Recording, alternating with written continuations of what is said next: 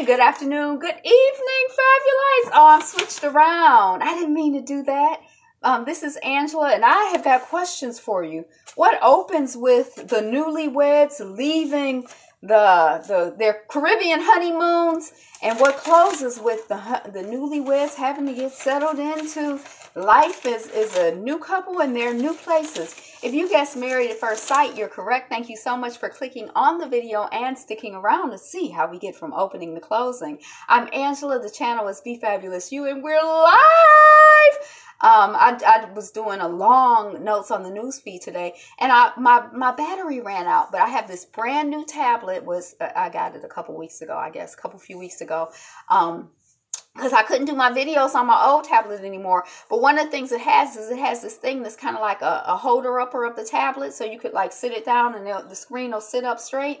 And I've been using it for that, and that's also a speaker, and it's also a battery charger. I keep it charged, but I just use it to like hold my thing up if I'm watching YouTube videos. So yeah, I don't know. So I have a little bit of juice. It's hard for me to get used to looking this way because I'm used to looking over there. So just excuse me if I look really like discombobulated and confused.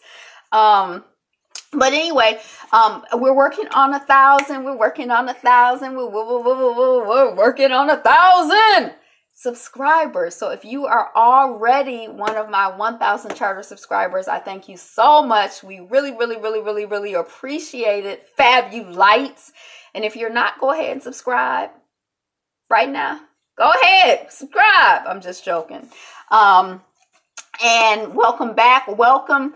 You know, let's get to going with this. Let us proceed with this recap of Married at First Sight. It's last night's edition episode situation. So let's go. They basically are 1 week. They have known each other, these couples, for 1 week. They've been married for 1 week, and now they are moving in together. That's what this episode is back. So this is Married at First Sight. After 8 weeks, they're going to decide if they want to stay together or divorce. So we're on day 9. They're leaving Ocho Rios, Jamaica, and they're arriving back in the Boston area. I think all of these couples are from the Boston area, and they're preparing to see where their spouses live. They don't even know these people. They don't know nothing about who they live, how they are, where they live, what their lifestyle is. They just, can you imagine marrying somebody have you been married? Can you imagine marrying somebody that you had known for 9 days? The people that I got married to, once we got, like, let me see if I don't think I would have been able to marry any of them. Well, I guess they didn't, when they married them, they didn't know them 9 days. They didn't know them, period. They just married them at first sight. That's what the show is called. That's the whole concept. But sometimes it's just mind-boggling to me because that's like really intense. Okay, so we're day 9. Jackie and Ryan are one of the couples. Hey, whoever's in the chat, it's Jasmine Silly Adventures. Hi, you look like a young person when I went to your site. So we have Jackie and Ryan are one of the couples. Jackie loves Ryan's place. She says it's not a bachelor pad, so she was really pleased to see that. She likes how it's organized. She likes the color scheme. She likes everything. And then at Jackie's place, it's her first time living with a new partner since her boyfriend passed away. This is the woman whose boyfriend passed away about 1.5 years ago. Ryan wants a fresh start. Thank you for the like. Thank you. When you come in, just give a like. Just paying likes. Just go on and give me a like. Just go on. It's not going to hurt you. Just put your finger up there. It ain't going to hurt. Let me stop being silly. Okay. So, it's their first time. Thank you. It's her. So Ryan wants a fresh start in a new place, and Jackie agrees. So they're going to get a new place. The couples don't have to get a new place together. They could decide to live at one person's place or the other person's place. We see Molly visiting Jonathan's place. That's another couple. And Molly is kind of like looking in his closet. She like, where are all of your clothes? And Jonathan is like, well, those are my suits. They're hanging. I guess he got about 4 or 5 suits. It ain't much. It's an empty looking closet. And he like, my clothes are folded up in the drawer. And she's pleasantly surprised to not see boyishness in his apartment, because as they were honeymooning and hanging out, she felt like he was like a little bit on the silly side and not in a way that was attractive to her. She was not appreciating his boyish charms. So she's like, okay, he seems like a stable, grown, budded man. So, okay, this is good. They go to Molly's place. She says that she likes his place, but she thinks she needs a little bit more place, and she needs parking. They go to Molly's place, and he's like, okay, her place is as bare as my place. Okay. So they both see similarities in how they live and what they like, and I like your story. Thank you. I'm talking about Married at First Sight. It's a TV show that comes on. I don't know. When I put up the recap, I'll put up what I think is Lifetime. I don't know what station it's on, but I think it's fascinating. Yeah. So they both see similarities in how they live. And he is like sort of stressed out when he sees all of the clothes that she has. He's kind of like, what? And she's like, well, he always says I have a good sense of style. Where does he think that it comes from? From having options. That's why I need all of these clothes and shoes. Then we see Jeffy and Shanice, and she lives with her family. She has a pretty organized setup, and she wants him to see that she's organized and together. And she is a pretty organized and together woman. And Jeffy keeps saying, it's going to be a downgrade. It's going to be a downgrade. So I'm kind of like, well, how is he living? Where is he living? He's never lived with anyone before. What a surprise. For those of us who know Jeffy, we are not surprised.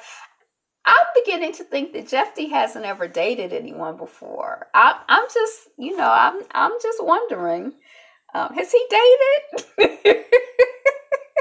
He is really quite, attractive, I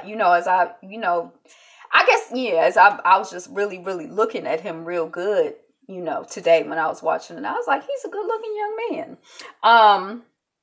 Okay, so he's never lived with anyone before. Surprise, surprise. He likes her, he says, and he could see himself going the distance with her.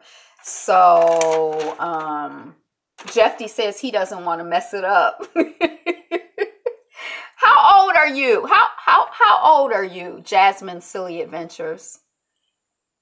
Because I feel kind of a little, okay, so Jeffy says he doesn't want to mess it up. You're 9. Oh, how sweet. Okay, now I'm going to try to keep it, I try to keep it PG anyway, but now I'm all extra hypersensitive. Okay, so now we're at Jeffy's place, and his room is a mess. He has roommates.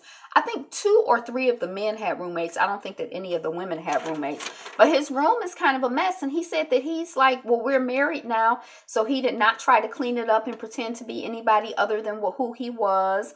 Thank you for whoever came in and shared the like. She's going to have to figure it out. And then he says, we are going to have to figure it out. And Shanice, when she sees his place, she's like, oh my God, we are not living like this. Like, he got clothes all over the place. It's like my place. I'm just joking. Okay, so then we see Jackie and Ryan. They've left, they're at a cafe and they're planning, what they're looking for. So they need 2 bedrooms. Jackie wants to have some savings. She doesn't want to use all of her money to live, which is smart. They both make $60,000 or $70,000 a year, and he mentions his 2 jobs, and she wonders if the work-life balance is going to be an issue. But she really does like his work ethic, and I like his work ethic too. We see Molly and John chatting at her place over takeout pizza, and Molly is like, she'll do whatever it takes to get her hair and nails done. So she is not going to sacrifice her hair getting done money and her nail getting done money. So if she got to work another job, if she got to beg on the street, if she has to, whatever it takes, she going to get her hair and nails done, because that's very, very, very, very, very important to her. That's what she said. She's making about $55,000. He was making $70,000 a year. Remember, this is the man who ended up having to, who decided to quit his job when he got cast on the show. His job is like, oh no, you can't be on this show and work here. And so he's like, well, I found I'm going to get married at first sight, so I'm going to have to leave this job. So that's what he did. So she's nervous about his unemployment situation, but she figures it's going to work out because he's smart, he's hardworking. Shoot, he's a white man. I mean, although we see another, but she's hopeful, she's optimistic. And I figure, why panic now? What's the point? You already married to the man. So we're at Jeffy's, and Shanice is like, well, how much do you want to spend on rent? They're having the same conversation. And Jeffy is like, well, I don't know. And Shanice is like, well, I want to spend about $1,000. I think she's really good and patient with him, because I think that he would really be working my nerves right about now. I mean, just watching, I'm like, you don't know. Come on now. Let's be... he says, yeah, me too. I want to spend some. Shanice says, okay, so we have $2,000 for an apartment. He has never talked money with a woman before. He lets us know in his interview. And again, we are so surprised not that he has, she lets him know that she's saving to open a salon. And he asks her, well, how much is it going to cost? And she's like, well, she wants to have working capital of about $10,000. And he, says in his interview that he really admires the fact that she's working on that and saving toward that, and that he really wishes that he could be a part of helping her out with that. But he's only a teacher, and he has he's spread pretty thin, he says. I hope that's not my battery running out already, because I was just raving about you LG battery thingy that came with my tablet. But he spread pretty thin. And see, that kind of made me look back to Ryan, who has 2 jobs. Jeffy kind of has like, I don't know if it's like a defeatist thing, but I feel like Jeffy needs some more support and some more growth and development as a man. I think like he doesn't seem to feel empowered, or it's something about how he carries himself that it's not that attractive to me. Although physically he's gorgeous. I don't know why I didn't notice it before. I guess I'd be so busy taking notes but I was watching it on demand, so I could stop. But anyway, and I was by myself, because I think usually if I watch it on demand, I'm with my mother. Okay, so he says, well, Shanice asked Jeffy, well, do you keep a budget? And he's like, no. She's like, not at all. He's like, well, for the big things, but then the little things. And she's like, well, the little things are what will eat away at your money. Girl, that child is, Miss Shanice, you go ahead, girl. You a smart young woman. And then she's like, oh gosh, Jeffy, oh gosh. It is a good show. I don't know if it's good for you, but maybe to think about relationships. I don't know if your parents are married and what you see and what you think works and what doesn't work and all of that other stuff.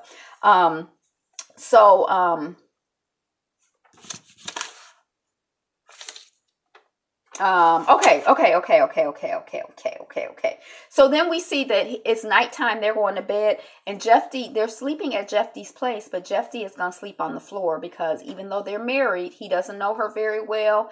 He going to sleep on the floor. She's sleeping in the bed. And she wants to know, are you not attracted to me? She's asking in her interview, is he not attracted to me? Does he not want me? When she goes to kiss him goodnight, he's like, get off of me. And she goes on ahead and kisses him. But I could see where she might start getting the impression that he was not that into her. I don't know if that's the impression that he's trying to give her. And I think sometimes he's kind of joking and playing, but this is not a joking matter, sir. We see John and Molly shopping for for Molly's parking spot. Oh yeah, and an apartment to go with it too. And city living is expensive and small, but they do find a furnished apartment with a parking spot. Yay! So that's really exciting for them. Then we see Jeffy and Shanice in their apartment hunting, or place hunting as well. Jeffy has always been a decent roommate, he says, so he figures he's going to be a decent roommate to her. But he's her husband. The first place they see is $3,000, is close to his work. The second place is $1,500. Remember, their budget is $2,000. but it's far from his work. I thought he was going to kick up a fuss about it being far from work, but they both agree on the second place is their place. Woohoo! They're so happy.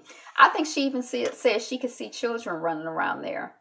And I don't know if that freaks him out or not. Because, he's like, I'm just married. I don't want to be, dealing with things like, being married. Ryan and Jackie are searching for their apartment. Their first place is $100 over budget, but has parking. And then they find a furnished apartment. And I'm like, is this furnished apartment thing a Boston thing? Like, I think of it as like a vacation spot thing. But anyway, so they find the second place that they like. They like the location. They like the views. It's got parking. So they found their wonderful, wonderful place. They're so exciting. It's excited. They're exciting and excited. But it's moving day. We see John and his cat. I had forgotten about his cat. And they're packing. And Molly is packing with her sister or her friend or her roommate. I'm not sure who it is. And she's asking the person with her, well, how's it going? And Molly says, it's going good. And then we see John. John lets us know that he's giving our cat Dawn to a friend. And I was like, oh my gosh, I was shocked. Hey, Eric Huberman. Okay, so he's really manning up in an interesting way. Mr. John is. I was kind of like, okay, that was. I felt bad in a way, but I appreciate. I respect it. I respect you, John. I think that was the right thing to do. He's giving it away to the roommate for now, or to somebody else for now. And then we see Shawnice and Jeffy, they're packing together, and she keeps trying to get affection. He says she keeps trying to get super affectionate and intimate, and I'm still trying to get to know her. And he's not affectionate, Shawnice thinks. I don't know if it's that he's not affectionate. I think that he doesn't want you to be overly affectionate with him and then take it to the next level and the next level. I think he's trying to put the brakes on now before things go too far. I don't know about his affection level. I'm curious about that. Welcome into the chat. If you've just come in, go ahead and hit the like button. If you don't mind, drop a like in the bucket. Oh my God, I was waiting on you to talk about this Double Trouble. Dang, and I've been on about 15, 20 minutes already. I'm almost at the end. I love Shawnice and Jeffy. Do you watch the show? I don't know if I love them, but I want them to, I'm rooting for them. I'm rooting for them, for their love. Okay. So they're packing together and she's trying to be affectionate or whatever. And she's like, well, he's not affectionate. He didn't. And she's like, I just don't want us to get to the point where we just become roommates or friends. And I really feel like they need a counseling intervention. Now, I guess the counselors or whatever, they have to just let the couples work most stuff out. They can't be, interfering and having an intervention every other day. And then we see Ryan and Jackie. Jackie is crying as she is going through boxes. Ryan's not there with her, but she hasn't been through these boxes since her boyfriend made his transition. So she's, kind of realizing it's a different life. I'm at work sneaking in the broom closet listening. She's kind of realizing, Miss Jackie, as she's packing up, that her life is so different now. Even the clothes she wears are different. So just, kind of like getting thrown back to when she was with this person who made his transition. And it's just a lot of reminders of what was. Look, my voice is kind of... she says that going through the boxes is opening up a wound. And then Ryan shows up and he does hug her.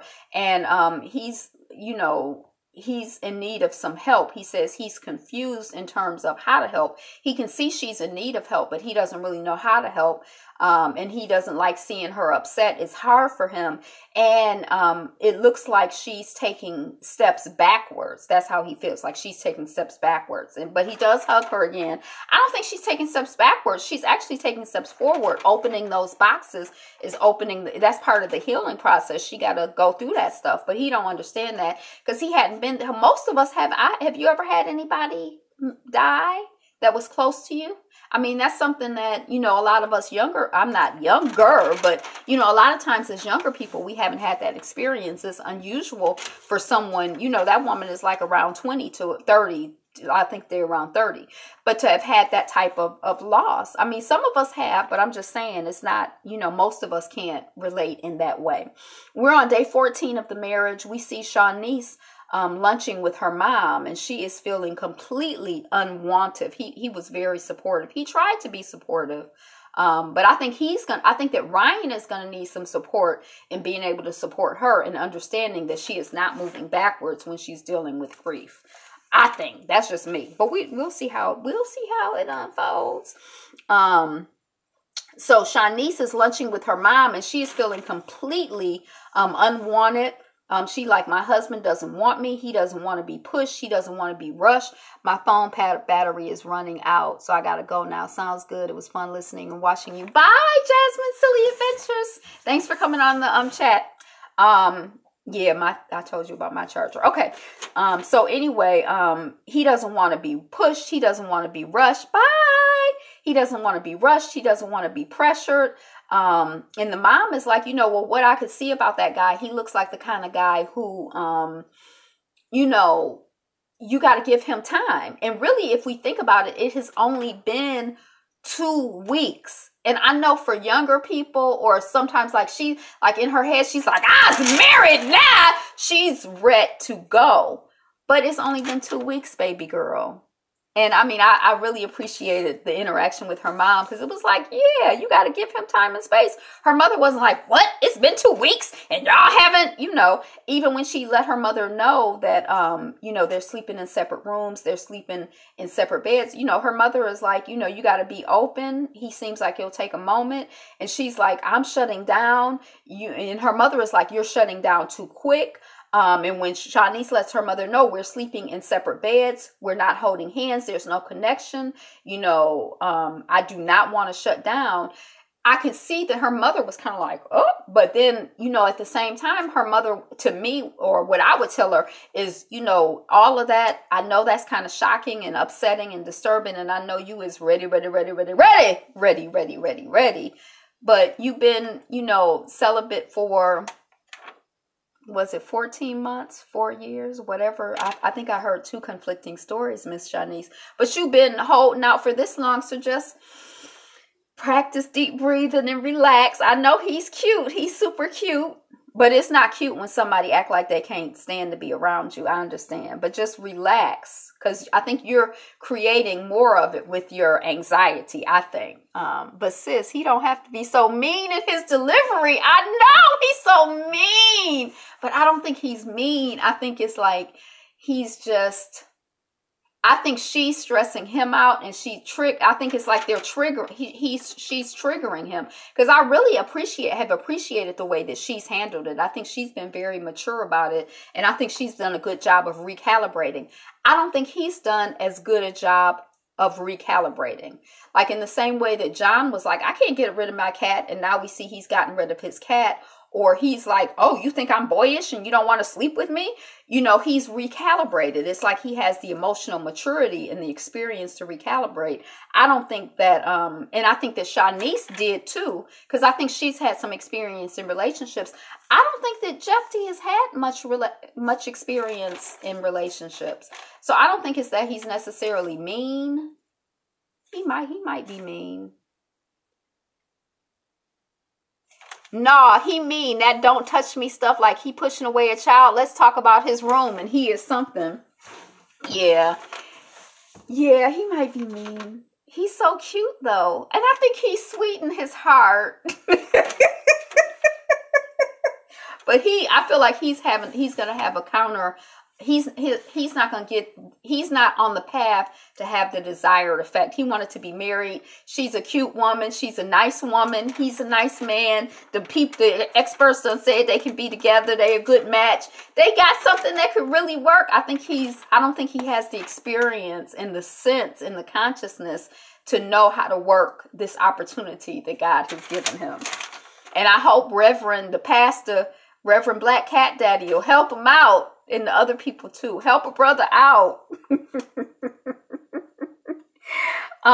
She says, I'm trying to be myself and I'm trying to not break down. This is Shanice talking to her mother. Trying to get Jeffy to want me is breaking me down. And Shanice cries. And I mean, I think that whole thing of not feel like, especially as a woman, because as a woman, in my experience, usually men approach you, and so they're interested in you and they're pursuing you, and so there's a certain dynamic that we're accustomed to as women, and they are totally not in that dynamic. She is more the pursuer, but she even said on their wedding night that if she has to take the first steps or whatever, she will. And I don't know, it makes me really curious about their astrological signs or seeing their charts, because it's like I feel like he's got this Taurus thing going where it's kind of like he's digging in his heels and he can't seem to he needs to shake it off and restart and reset.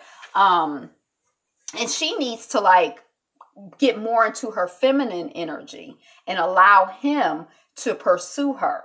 Just like she almost needs to act like she's single, even though in her head she we married and they are married. But I don't think that the way she's processing it is going to work with him. And I don't think that the way he's processing it is going to work with her. I think they both need a reset. And, I want one black couple to win on this show. I want them to find love at first sight. But I admire them for doing that, because I'm